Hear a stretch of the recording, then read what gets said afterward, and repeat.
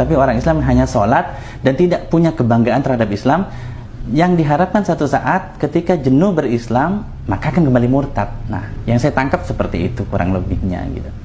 Tapi ternyata ya di akhir usia orang tua saya malah masuk Islam karena kegigihan saya gitu. Musababnya salah satu gitu. Mama syahadat 27 jam sebelum meninggal. Papa syahadat di depan mayat mama gitu. Allahu Akbar, ternyata terjadi seperti itu, sebaliknya malah gitu.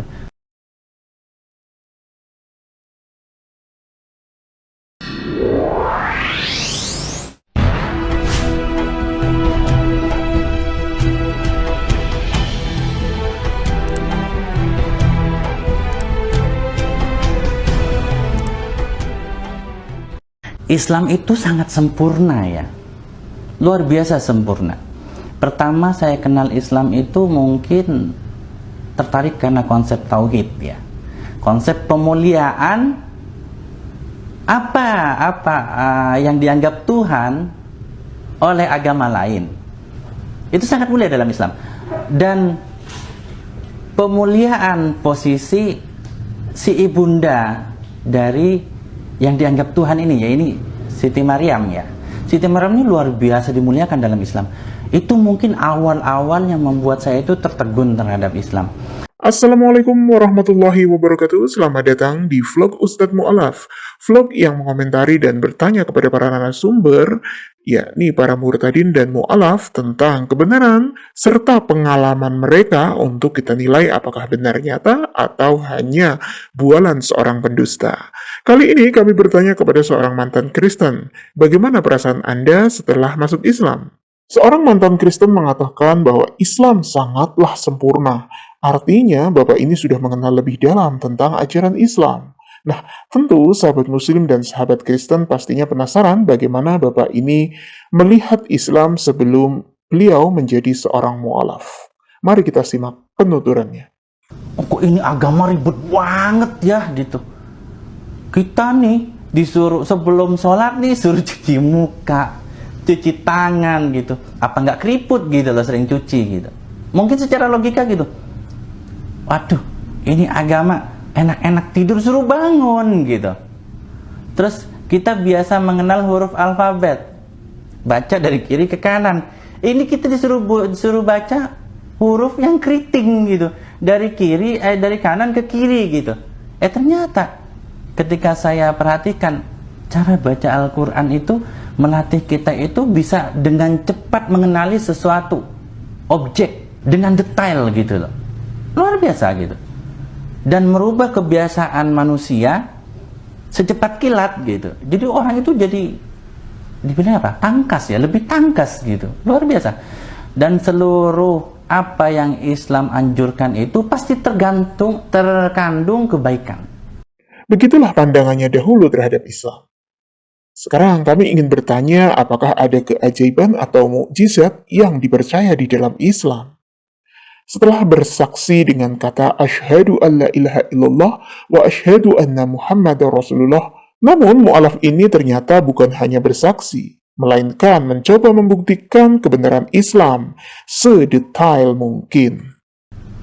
Terkandung kebaikan. Kalau dulu kita cuman taunya gini, kalau ada lalat minum di gelas kita, kemudian nyemplung, udah celupin aja sekalian gitu.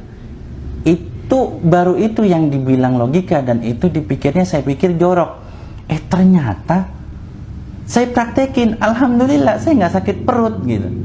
Oh ternyata Islam itu bahkan yang dianjurkan yang kesannya susah, yang kesannya nggak masuk akal, itu luar biasa mengandung kebaikan untuk manusia gitu. Termasuk yang dibilang sama mama saya, kamu orang enak-enak tidur, pagi-pagi sejuk kamu bangun gitu. Walaupun di orang Cina itu ada tradisi juga ya, kita bangun pagi, tapi tidak seperti itu, tidak disiplin lah, tidak terlalu disiplin harus tiap pagi. Ini orang Islam harus tiap pagi gitu loh. Jadi bangun gitu. Ternyata bangun pagi, bangun subuh itu membuat kita itu lebih segar, membuat pikiran kita itu lebih jernih. Apa yang terjadi? Saya itu tidak pernah di bawah ranking 10. Nah, dengan kesaksian mu'alaf yang satu ini, kita akan tahu betapa jahatnya iblis menggoda manusia. Kalian akan paham bahwa orang kafir tidak akan berhenti menggoda, menghasut, serta menghancurkan keimanan seorang mukmin dengan upaya-upaya pemurtadan dan pendangkalan-pendangkalan akidah. Jika iblis tidak berhasil membuat murtad kembali, paling tidak membuat kalian melalaikan kewajiban sebagai seorang muslim. Coba kalian dengar sendiri bagaimana kesaksiannya. Pada fase berikutnya ketika saya sudah terang-terangan menyatakan keislaman ke orang tua, dan kebetulan orang tua walaupun nolak nggak bisa apa-apa ya, karena waktu itu saya sudah punya kekuatan ketika saya menyatakan diri bahwa saya ini muslim gitu kan. Jadi ya orang tua sih ada sih serang-serangan gitu, terus ada upaya-upaya dari orang tua itu untuk mengkafirkan ulang gitu loh, untuk memurtadkan gitu loh. Kalau kita nggak mau ngomong kafir ya memurtadkanlah gitu bahasanya gitu. Soalnya di Indonesia ini sensitif, apa-apa gitu disensitifin. Padahal kita berbicara sesama orang Islam, yang tersinggung orang di luar Islam gitu. Aduh, bagi saya udah, ini kan kita berbicara tentang agama kita sendiri ya. Jadi waktu itu saya benar-benar diupayakan untuk kembali murtad gitu loh. Seandainya nggak murtad pun minimal menjadi orang Islam yang nggak produktif gitu loh. Kalaupun hanya ngaji ya hanya sholat ya sholat saja gitu. Kalau ngaji terlalu sering ditegur gitu. Ada saja gitu. Ada semacam upaya dari orang tua itu ya, ketika tahu saya muslim dan saya sudah punya kekuatan, orang tua itu mungkin berpendapat begini ya, biarkan dia jadi orang Islam, tapi orang Islam nggak produktif, tapi orang Islam hanya sholat dan tidak punya kebanggaan terhadap Islam, yang diharapkan satu saat ketika jenuh berislam maka akan kembali murtad. Nah, yang saya tangkap seperti itu kurang lebihnya gitu.